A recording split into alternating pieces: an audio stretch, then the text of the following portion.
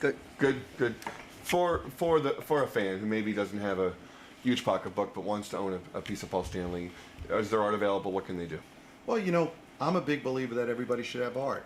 And I also believe that one person may want to spend $65 million on a Van Gogh, and somebody else will get just as much pleasure out of a print. So I'd like to believe that there's something for everybody. And somebody who wants to own the soul of a painting can get the original. But I'd like to make sure that there's something that's available to everybody. There's nothing that's that inexpensive. But the trick is to have someone spend money and walk away smiling. So far, there's a lot of people smiling, and that's what it's all about. Mm-hmm.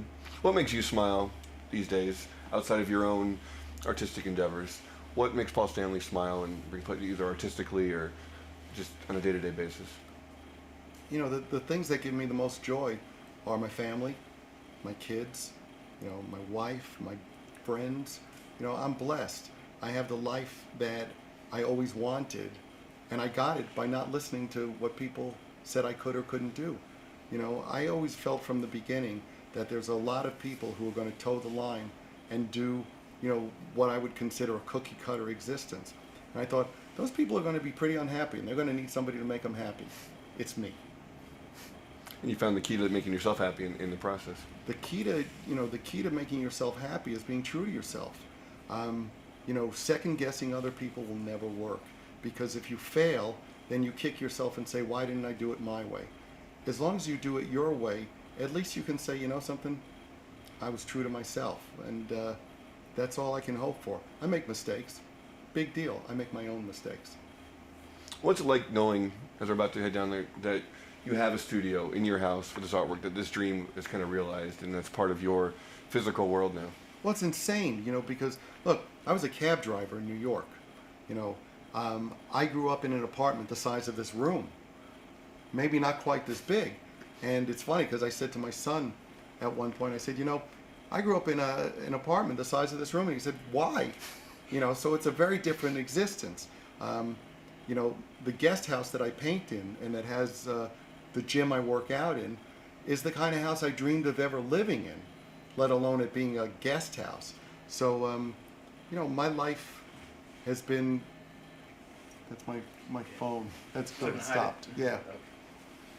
Should I pick up or? Oh, yeah. Okay. So the guest house. So my life has been blessed, but it's been blessed through hard work. Someone says, oh, Paul, you're so lucky. I worked my butt off to be this lucky. The harder you work, the luckier you get. And my idea of luck is seeing the opportunities that someone else doesn't see. Opportunities are there for all of us every day. Some of us just don't see them. Open your eyes. There's a world out there waiting for you. There's possibilities waiting for you. If I've had a gift, it's probably seizing those opportunities, and it's giving me what I have. Mm-hmm. I'm very thankful for what I have. I'm blessed, but it didn't come without a lot of work. Mm-hmm. Now, how important is it to you, obviously, to instill those kind of values in your children that have been born with a certain amount of luxury because of all that hard work, obviously, they know the road that you've traveled to get there? You can't replicate your life for your kids. It would be absurd.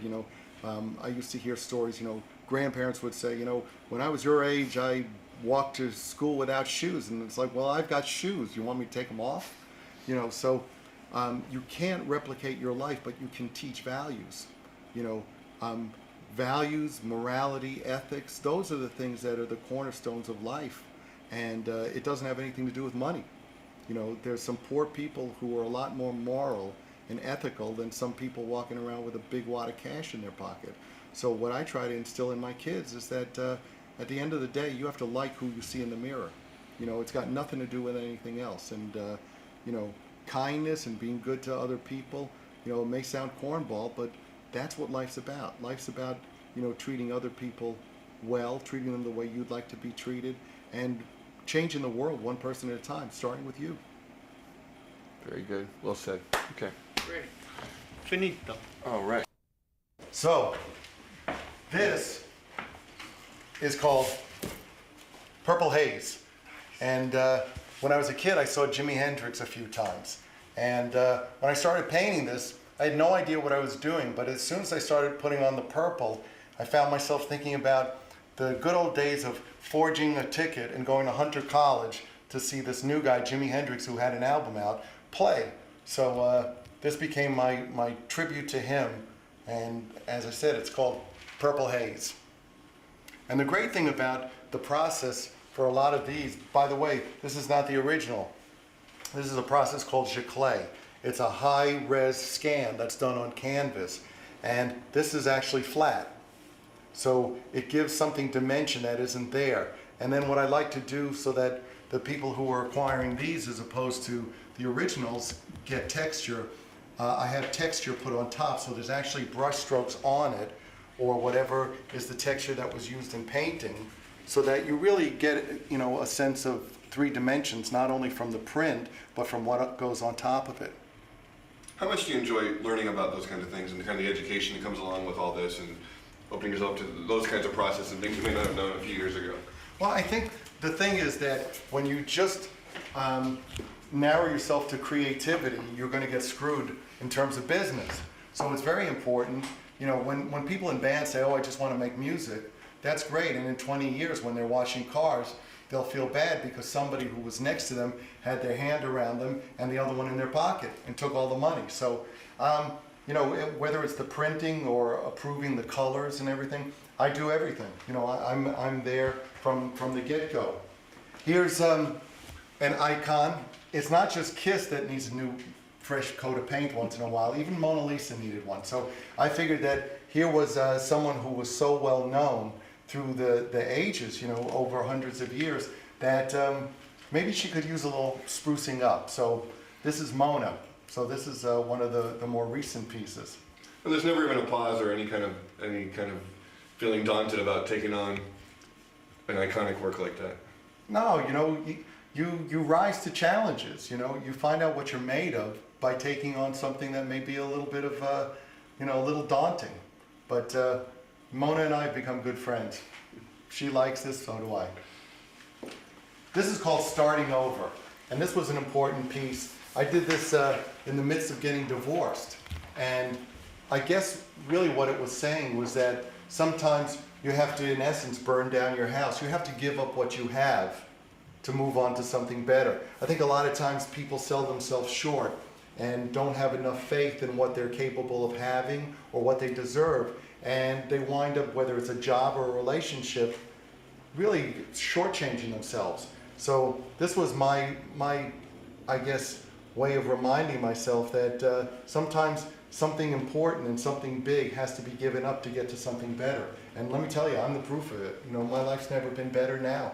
And this is something that is very popular with a lot of people, and I appreciate it. You know, I like to tell people the stories of these paintings, but I always say to somebody, you know, I'm happy to tell you my reality, but ultimately it's about your reality. So you'll find something in it, but maybe what I'm telling you, you know, maybe spurs you on to something. So far so good. That's Starting Over. Guess who wasn't very happy when he painted this? This is called Scream. And the interesting thing about it was, at one point, I had a hard time looking at it. And what I found was that now I love the painting more than ever, because sometimes... Oh, I'm sorry. That's okay. No, Adam was standing in front of it. It's okay where it is. I was blocking some of the light. Okay, I'll show you. So this is called Scream, and when I first painted it, it was really, I guess, a way of visualizing what I was going through at the time. And can you hear the airplane? You can. This is real thing. Oh, okay. So we'll start again. This painting is called Scream, and obviously at the time I was painting it, I wasn't terribly happy. And for a long time I had trouble really looking at it. But I found what's so great about it is that at the point in my life that I'm at right now, it's almost a great symbol, almost a snapshot of where I once was. So I find a lot of people acquiring this painting, and I think for a lot of people it shows, you know, a certain side of what goes on in all of us. We've probably all been just crazed and so angry that we couldn't even see. There's no eyes, there's just flames coming out of your head, and you just scream into into the void, and it comes from somewhere inside you. Some of us have had a broken heart. But in any case, I think the great thing about it is that for me, it's a way of looking back at another time in my life where things may have been different, and it's a reminder. So that's Scream. Nice. Here's somebody who needs no introduction. We live in the greatest country on earth, and despite any problems we have in this country, and despite anything that could be better, there's no place like this, and you just have to travel the world to know that. And whatever problems some people may think we're having today, they will work themselves out, and that's what makes this country so great, is that they will work out. And this is the Statue of Liberty, obviously. I grew up in New York City, and this is an icon that means a lot, other than just being a symbol, for the United States. It's something that all these people who came into the country as immigrants saw, the first thing they saw. And for me, it's a reminder of just how great this country is, and how people like how people like me can achieve things that are impossible in other countries. So I am the American story, the embodiment of what's possible here. And she's a symbol of what made it all possible. Oh, matter of fact, I think sometimes I'll see some of these and I'll see things that need a little bit of touching up. So I will get my brushes. Okay, now we're going to cut and get brushes. And sometimes I'll see things, even in the prints, or I'll see something that needs a little bit of touching up, and I'm the one who does it. Now, if this were a big job, and if we weren't taping right now, I'd put on my apron. As you can see, I've worn it on both sides. But anyway, so we just take a little bit of paint. Here's where I usually mix my colors, but we can,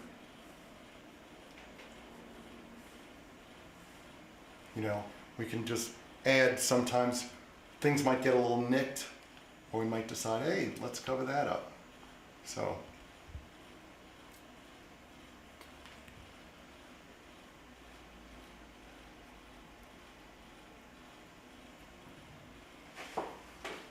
the master's hand. Nice. Well, See what else we can. This is called Winter Sun, and what I'm in the process of doing now are the 4 seasons. And people seem to really relate to spheres. If you remember, in my house I've got green planet. There's something almost Zen-like. There's like an energy that comes from a circle, because it has no beginning, no end. It's like a continuum. Look that word up. And so this is kind of like a symbol, or my impression of the sun in winter. I've been in Sweden sometimes where it's really, really cold, and you've got this icy mist in the air. So this was the first painting of a 4-piece series, which will be all the seasons, and this one is winter sun. Again, what makes it so cool is with this process called giclée, where they do a high-res scan. See all this here? It's actually flat. I have to touch it sometimes to believe it, but it gives people who buy these pieces something much closer to the original. I've had the originals next to some of these, and I can't tell the difference. That's Ultimately, what will happen is there's a room here, a big room. That's going to be my new art studio. This will become a guest suite. perfect.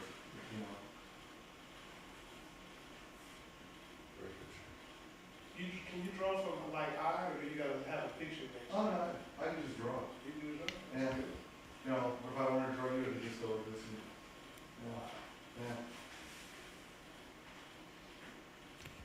College girlfriend was an artist and had a flashbacks. Yeah, Lots of galleries and that's great. sculptures and fine art and paintings. I'm about to start sculpting. That's great. I'll start doing bronze pieces. That's next. Wow. Yeah. Like practice all the Literally never, it's like I tell people, I don't bring my guitar into the the studio, and I don't leave my paintbrushes out on stage. You know, it's like I try to keep things separate. It's easier for me. You know, I put my time into one or the other. I just thought it's like sometimes you guys, if you're not rehearsing or Right. something, so you just relax. Okay, okay. Beautiful stuff, Paul. Thank you. It really is. Thank you. What is the name of this one? I like that. This is called, Yeah, we didn't touch it. yeah, this is actually a new piece. This is called Alone. And there's your Guess you need me, huh? I like those colors. Thanks, yeah, they're very muted. What was amazing, this one has no texture, but I've seen this next to the original. You know, you can. My wife had a fit just looking at the floor. Wow. She married an artist, funny. Yeah, she knows what she married. Yeah, there's 2 shows, the 4th and 5th of January, and the 3rd and 4th of February, Okay, on either side of Manhattan, so, you know, great. yeah, it's great. Yeah, it's funny to have an itinerary for a year of where I'm going to be, instead of playing. Yeah.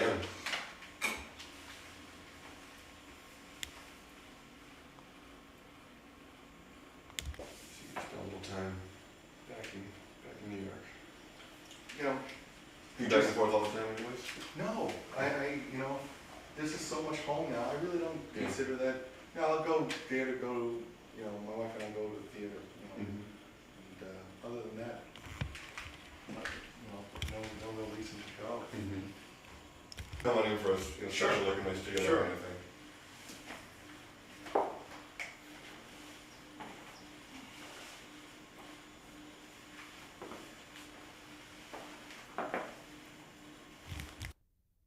And anytime. Hey, I'm Paul Stanley. Come on in and see where I do my art. Come on in and see where I paint. Nobody gets in here but extra. Nice. Sorry.